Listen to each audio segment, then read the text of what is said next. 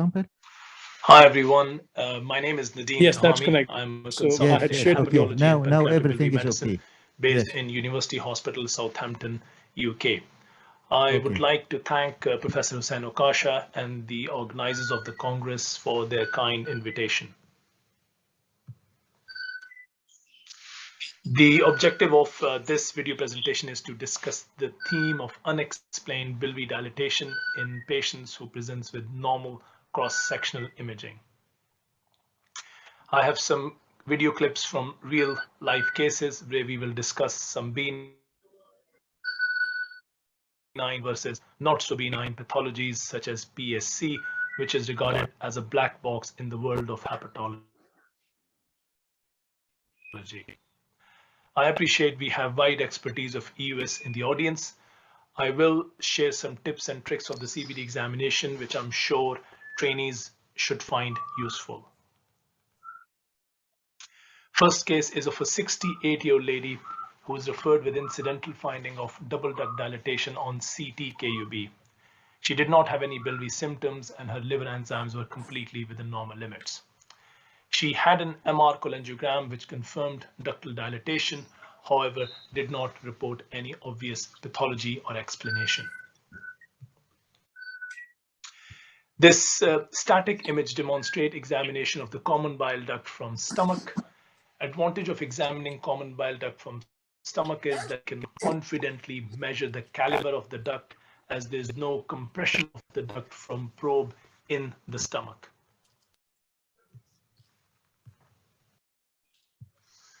This video clips demonstrate the examination of common bile duct from first part of the duodenum. You can see two ducts together, common bile duct and pancreatic duct. They can be followed toward the head of the pancreas and ampulla with a clockwise torque.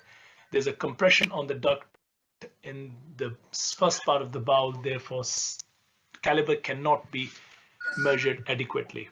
The duct can be then followed toward the liver hilum with an anti-clockwise torque.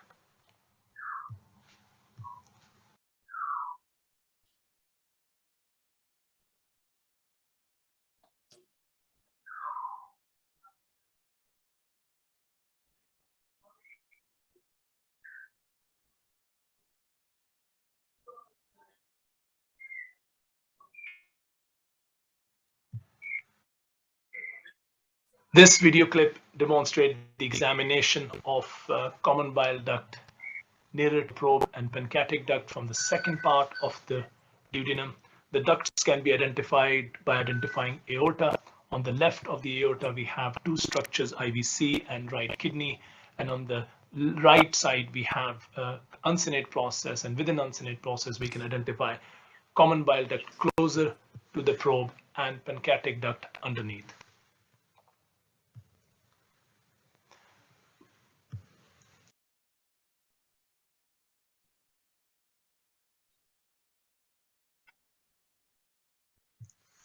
Both ducts can be seen from second part of the duodenum and followed toward the ampulla with anti-clockwise torque. In this case, no microlithasis, stricture, or focal mass lesion was identified to explain ductal dilatation.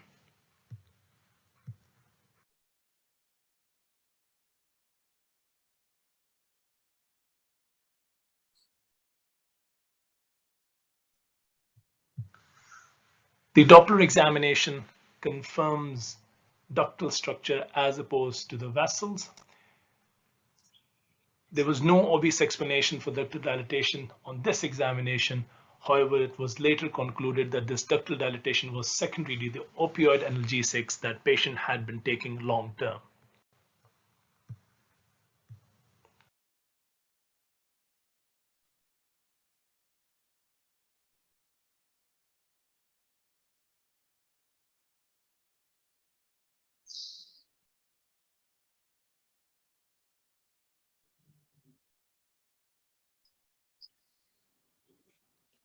Second case is of a 64-year-old lady who was referred with abdominal pain. She had previous laparoscopic cholecystectomy. She had cholestatic pattern of her liver blood test. Her ultrasound examination was normal, so was her cross-sectional imaging. This video clip shows examination of the common bile duct and PED starting from the ampulla, and you will notice an echogenic focus with posterior acoustic shadowing in the duct consistent with ductal calculi.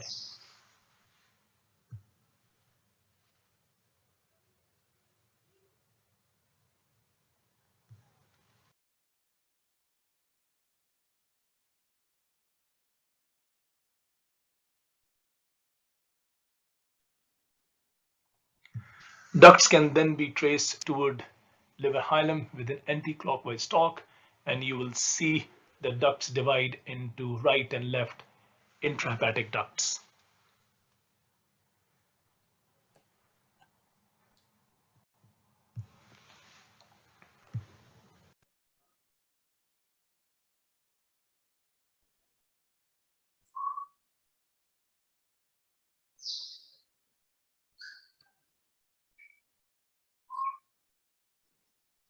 Third case is of a 56-year-old lady with incidental biliary dilatation on CT. She was asymptomatic with normal liver blood test.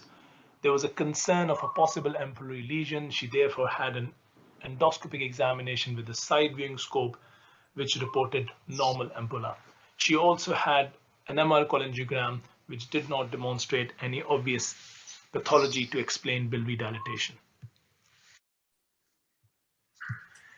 She had an EUS examination, and on this video clip, you will see examination of the duct from second part of the duodenum.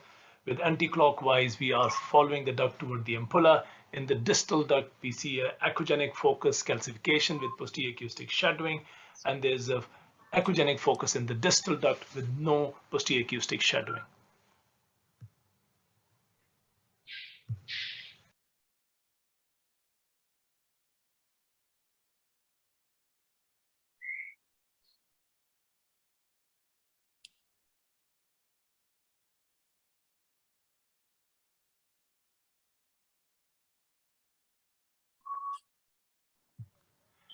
This video clip also demonstrates the same pathology in the same patient, an echogenic focus in the distal CBD as duct is followed toward the ampulla, which itself was normal both on endoscopic and echoendoscopic examination.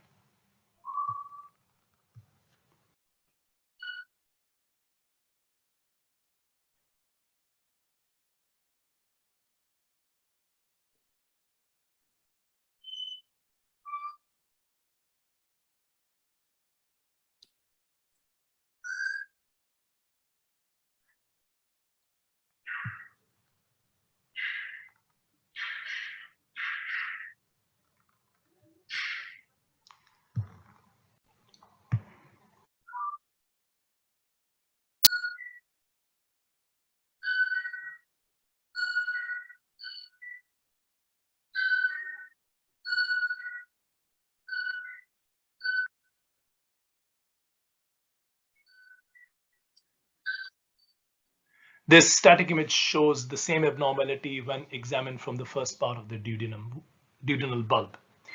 Patient had an EUS FNB of this area of abnormality, which did not confirm any malignancy. The fourth case is of a 69-year-old patient who was asymptomatic and was found to have biliary dilatation incidentally on a CT scan. This was confirmed on MRCP with no obvious explanation. Patient had normal LFTs and endoscopic examination with side viewing scope, which demonstrated normal ampulla.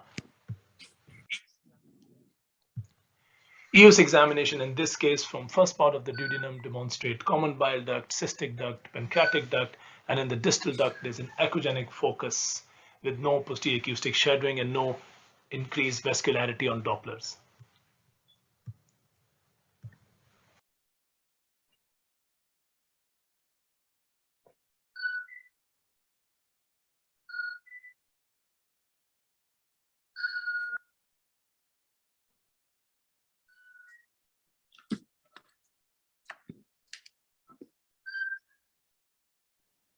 The static image confirms the abnormality. This patient also had an EUS FNB and also did not prove to be malignant lesion. EUS elastography also did not add much Reassuringly, this patient had 2 EUS FNB and both were inconclusive. Patient went on to have an ERCP biliary sphincterotomy and had remained completely asymptomatic on 2 years follow-up. This fifth case is of a patient with PSC who had presented with cholangitis. On EUS examination, a diffuse thickening of the CBD from liver hilum to the ampulla is demonstrated. Important to note that the 3-wall structure is preserved. A small sub-centimeter hilar lymph node is also demonstrated.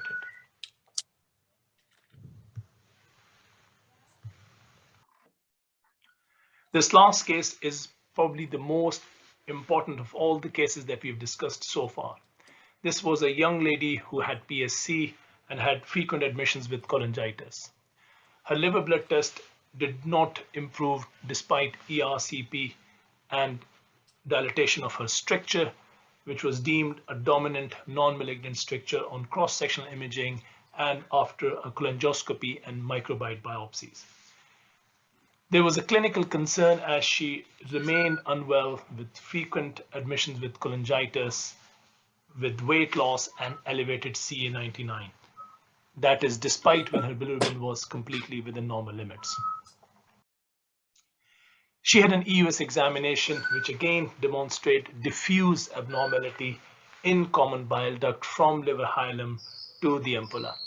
Important to note that in this case, the 3-walled layer structure of the common bile duct is lost. Duct shows thickening and stricturing as it approaches the hilum. There is a sub-centimeter hilar lymph node also evident. Patient went on to have biopsy.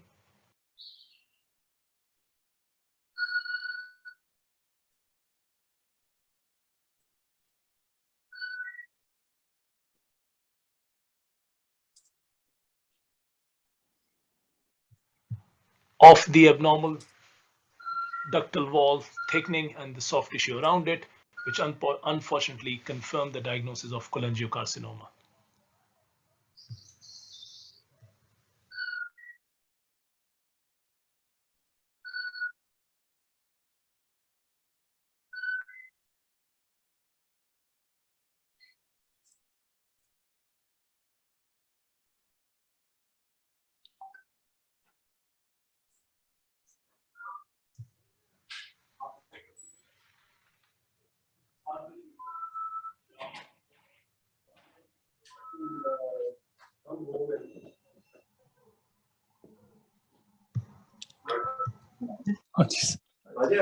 Ji sir nearly done. Nearly done. Nearly. Oh, sorry. Also, हम खामोश हैं.